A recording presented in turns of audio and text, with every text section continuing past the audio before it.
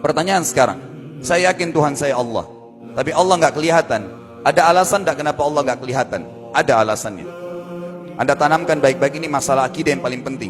Kata Nabi, atau disebutkan dalam banyak riwayat, bahwasanya nabi-nabi pun belum pernah ada nabi yang lihat Allah, termasuk Nabi Muhammad SAW. Kita ambil dalilnya dalam hadis Bukhari. Waktu Nabi SAW pulang dari Isra Mi'raj, jemaah sekalian, Aisyah bertanya radhiyallahu anha, berkata, istri beliau, ya Rasulullah, hal tara rabbak, apakah anda waktu Mi'raj ke langit, terima perintah salat, sempat lihat Tuhan anda enggak? Lihat enggak Allah itu bagaimana? Apa jawaban Nabi SAW? Nurun ala nur anna arah. Allah itu cahaya, di atas cahaya, terang sekali. Bagaimana saya bisa melihatnya? Artinya Nabi SAW mengatakan, saya sendiri belum pernah lihat bagaimana itu Allah. अब जो मुझे ड्रीम्स में आया ना वो सबसे ज़्यादा तो अल्लाह वो अर्श होता है, उसके ऊपर जलवा फरोज होता है। अब उसके ऊपर से मुझे सिर्फ रोशनियाँ निकलती नज़र आती हैं, तो वो देखने की तो हिम्मत ही नहीं पड़ती, नहीं सर उठाने का तो ख्याल भी नहीं आता। तो ज़्यादा तो तार अल्लाह इसी तरह ही बात करता है, और जो बात करता है वो ऐसे जैसे अल्लाह महसूस होता है कि शाहरग से भी ज़्यादा करीब है। और जो दूसरी ज़्यादा फॉर्म है वो अल्लाह आसमान से बात करता है, यानी मेरे जिस्म का ना एक एक हिस्सा गवाही देता है कि ये अल्लाह रब्बुल आलमीन है।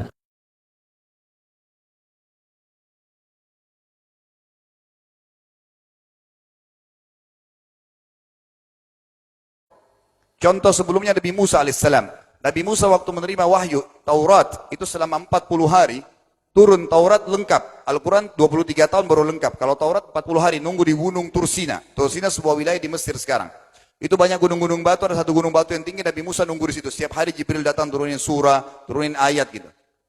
Setelah berlalu 37 hari dari 40 hari menunggu Taurat turun, Nabi Musa alaihissalam tiba-tiba bertanya kepada Allah, mengatakan begini dalam Al-Quran, A'udzubillahi minasyaitonir rajim, Rabbi arini anzur ilaik. Wahai Tuhanku, izinkan aku melihatmu. Aku beriman kau ada ya Allah, tapi aku ingin lihat kau bagaimana. Allah menjawab, tidak mau mengecewakan Nabi Musa, sebagai manusia Allah mengatakan, lan tarani. Perlu anda tahu dalam bahasa Arab jemaah sekalian ada 3 kosakata la, tidak yang berarti tidak. Ada la biasa artinya tidak, ada lam dengan mim, lam artinya tidak pernah, ada lam dengan nun, lan artinya tidak akan pernah. Allah mengatakan apa? Lan tarani, kau tidak akan mampu melihatku hai Musa.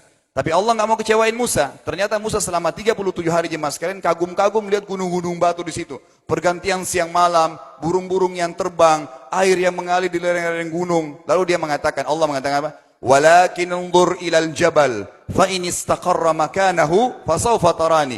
Coba kamu lihat gunung-gunung batu di sekitarmu hai Musa. Kalau mereka bisa menampung kedatanganku kata Allah, kau akan bisa melihatku.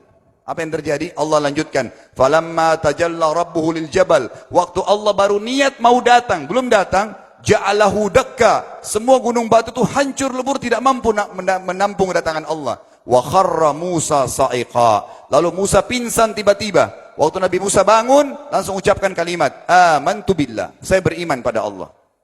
Berarti fakta lapangan, nabi-nabi aja belum pernah lihat Allah. Masih pertanyaan lagi jemaah sekalian, kenapa Allah nggak bisa kelihatan? Saya akan jawab dan tolong ini jadikan sebagai pegangan hidup. Ini landasan akidah kita. Kata para ulama, karena anda kalau sholat, anda mengucapkan satu kalimat yang merupakan jawabannya. Allahu Akbar. Allah Maha Besar. Akbar adalah siga mubalaghah dalam Islam. Sesuatu yang melampaui batas. Maha Besar. Kita terangkan. Kata Nabi SAW, perumpamaan bumi yang kalian tinggali ini dibanding dengan langit pertama di atas kepala kalian ada 7 lapis langit. Allah mengatakan sab'an shidada, 7 lapis langit yang kokoh. Alladzi khalaqa sab'a samawatin tibaqa, yang menciptakan langit tibaqa bersusun 1 2 3 4 5 6 7. Allah di atas langit ke-7. Kata Nabi SAW, perumpamaan bumi yang kalian tinggalin dibanding dengan langit pertama di atas kepala kalian, ibaratnya seperti cincin yang dibuang di padang pasir. Jadi kita tidak akan pernah bisa melihat ujungnya langit karena kita sangat kecil, dan ini terbukti secara fakta.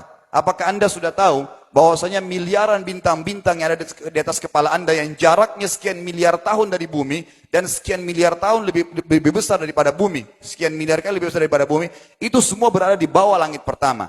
Manusia tidak akan pernah bisa memegang langit ini dengan telapak tangannya. Karena dari sini saja ke Pluto, jaraknya 270 tahun. Nggak bakal bisa ada astronot dikirim kena mati di tengah jalan. Jaraknya jauh sekali bintang-bintang dan semua berada di bawah langit pertama. Kata Nabi SAW, di atasnya ada langit kedua besarnya. Digabung antara bumi sama langit pertama seperti cincin dibuang di padang pasir. Langit ketiga, dua, satu dan bumi digabung tiga-tiganya. Di mana langit ketiga seperti cincin dibuang di padang pasir sampai langit ketujuh. 5, 6, 4, 3, 2, 1 dan bumi. 7 digabung.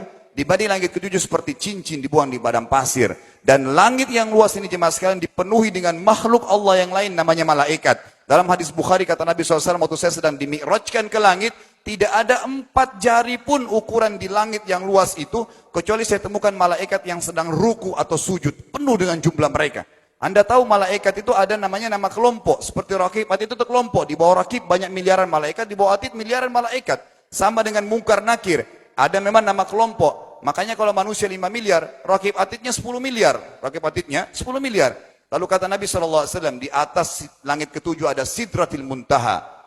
Besarnya digabung antara 7 lapis langit dan bumi. 8 hanya seperti cincin di bawah di padang pasir. Di atas Sidratil Muntaha ada sebuah lautan yang Allah ciptakan. Lautan itu besarnya digabung antara Sidratil Muntaha. 7 lapis langit dan bumi. 8, 9-9-nya seperti cincin dibuang di padang pasir. Makanya kalau Anda baca Quran, Anda baca ayat wa kana arsyu 'alal ma', singgasana Allah di atas air. Ini maknanya. Air adalah ada lautan. Lalu kata Nabi SAW, arsy-nya Allah di atas lautan itu singgasananya Allah. Besarnya digabung antara lautan, Sidratul Muntaha, 7 lapis langit dan bumi. 10-10-nya hanya seperti cincin dibuang di padang pasir. Anda sudah hafal ayat kursi? Apa artinya? Ayat tanda-tanda kebesaran Allah. Kursi itu artinya bukan tempat duduk, tapi tempat pijakan kaki raja di singgasana. Kalau raja inginnya singgasananya dipijakan kaki, itu namanya kursi. Kita baca apa? Wasi'a kursiyuhu as-samawati wal ard. Pijakan kakinya Allah saja sudah menutupi seluruh langit dan bumi ini. Jadi kita mustahil bisa melihat Allah karena besarnya Allah Azza wa Jal. Tinggal kita tutup jemaah sekalian. Kira-kira, lalu bagaimana saya berhubungan dengan Allah? Jawabannya sederhana. Anda lingkari namanya Allah, ini Tuhan kita. Yang menyembah selain Allah kafir, yang mempartisipasikan Allah dengan makhluknya masih sembah berhala, kuburan, jimat, namanya syirik. Dua-dua enggak boleh. Untuk berhubungan dengan Allah yang tidak kelihatan dengan mata kita ini, tapi kita bisa rasakan keberadaannya, cuman satu cara. Di bawahnya lingkarin ibadah. Salat, puasa, zakat, haji, takziah, ziarah kubur, semua ini adalah rangkaian ibadah untuk berhubungan dengan Allah. Semua ibadah ini jemaah sekalian, harus seperti yang Allah mau, bukan yang Anda mau. Ini penting.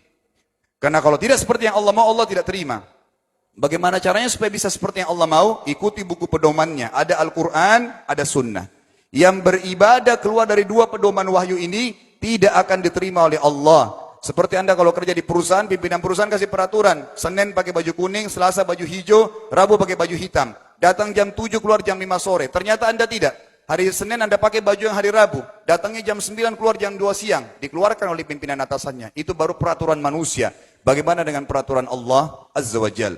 Maka kita simpulkan semua jemaah sekalian adalah, yakinlah Tuhan Anda Allah ada, satu-satunya Tuhan. Kalau Anda sedang sakit, yang ciptakan Anda Allah, yang ciptakan penyakit Allah, yang menciptakan kesembuhannya Allah. Kalau kita sudah musibah sama, kalau kita sudah senang juga sama. Semoga Allah SWT menjadikan kita orang-orang yang senantiasa beriman padanya, dan juga selalu bertumbuh dalam keimanan tersebut, serta mengikuti syariat dan